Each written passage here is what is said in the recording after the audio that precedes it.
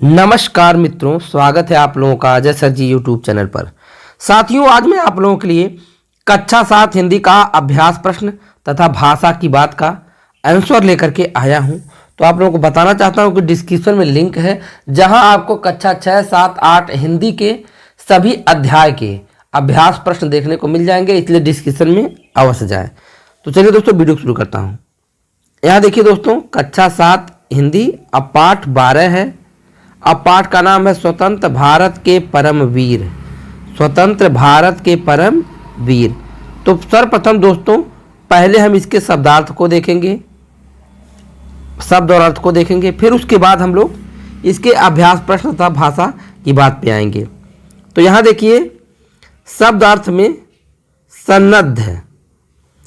सन्नद्ध का अर्थ है युद्ध के लिए तैयार या तत्पर। मेजर जनरल, मेजर जनरल का अर्थ है भारतीय थल सेना में जनरल, लेफ्टिनेंट जनरल के नीचे का रैंक। आगे देखिए, मेजर, मेजर का क्या अर्थ है? भारतीय थल सेना का लेफ्टिनेंट के बाद ऊपर का रैंक। इसके बाद है कंपनी, 80 से 150 सैनिकों की यूनिट। हताहत, हताहत का अर्थ है घायल होकर मरना। इसके बाद देखिए, मैगजीन, मैगजीन का अर्थ है बंदूकों के साथ लगा छोटा बॉक्स जिसमें गोलियां भरी जाती हैं। गोरखा राइफल, इसका अर्थ है एक रेजिमेंट का नाम। प्लाटून, प्लाटून क्या है? सेना की टुकड़ी जिसमें 40-50 सैनिक होते हैं। इसके बाद देखिए, बंकर, धरती में खोदकर छिपने के लिए बनाया गया स्थान। धरती में खोदकर छिपने के लिए बनाया गया स्थान।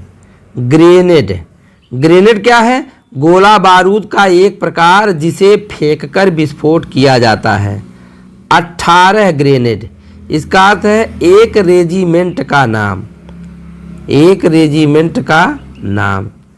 चौकी, सुरक्षा अर्थात निगरानी के लिए बनाया गया स्थान। लेफ्टिनेंट, कमीशन्ड अधिकारी का पहला रैंक। अब आगे आइए, दुर्गम, स्थान जहां आसानी से पहुंचा नहीं जा सकता। यह शब्द अर्थ था। अब आइए प्रश्न। तो यहां देखिए, पहला प्रश्न यानी क प्रश्न, प्रश्न संख्या क। रमेश के मित्र उसके घर क्यों जाना चाहते थे? रमेश के मित्र उसके घर क्यों जाना चाहते थे? इसका आंसर देख लीजिए। रमेश के मित्र उसके दादाजी से भारतीय सेना की बहादुरी के किस्से सुनने के लिए मिलने जाना चाहते थे। एक बार फिर सुनिए।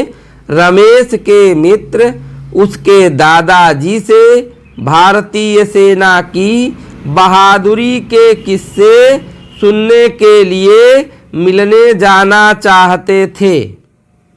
अब प्रश्न संख्या 6 देख लीजिए।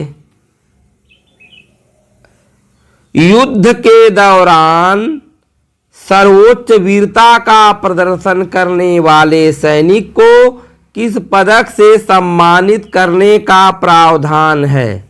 तो आंसर देखिए, युद्ध के दौरान सर्वोच्च वीरता का प्रदर्शन करने वाले सैनिक को परमवीर चक्र पुरस्कार से सम्मानित करने का प्रावधान है। आगे देखिए प्रश्न, प्रश्न संख्या 11 देख लीजिए क्या कह रहा है।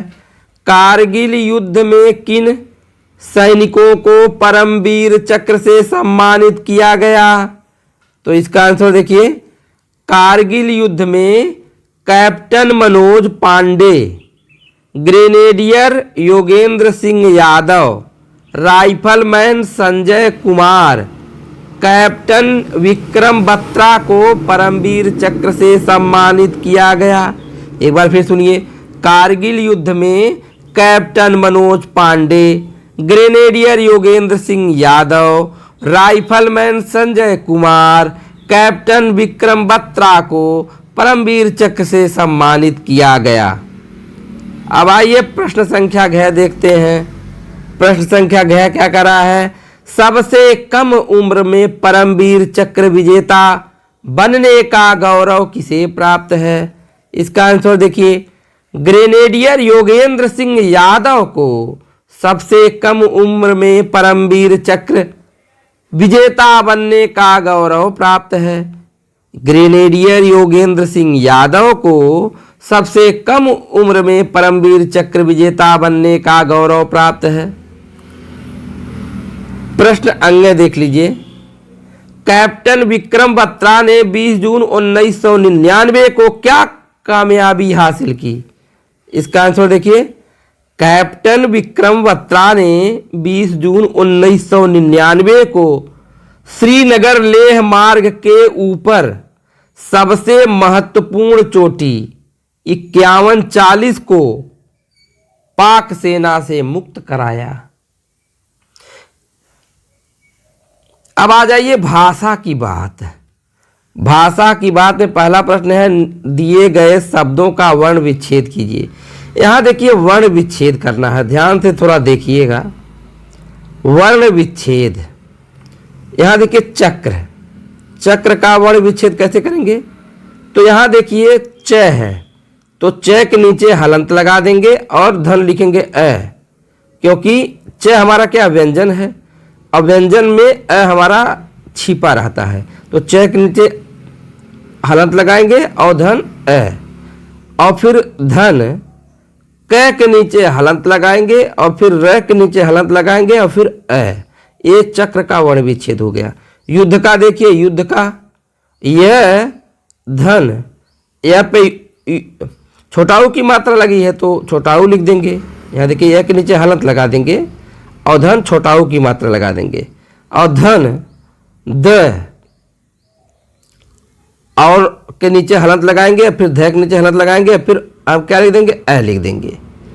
फिर आ जाइए आप सैनिक, तो स के नीचे हलंत और धन, स पे आय की मात्रा लगी हुई है तो यह लिख देंगे और फिर न के नीचे हलंत लगाएंगे और इस पे ई की मात्रा लगी है छोटी ही, और फिर क के नीचे हलंत लगाएंगे और धन अ लिख देंगे। फिर उसका पदक का देखिए, प के नीचे हलंत और धन अ, फिर द के नीचे हलंत धन अ और क के नीचे हलंत धन अ।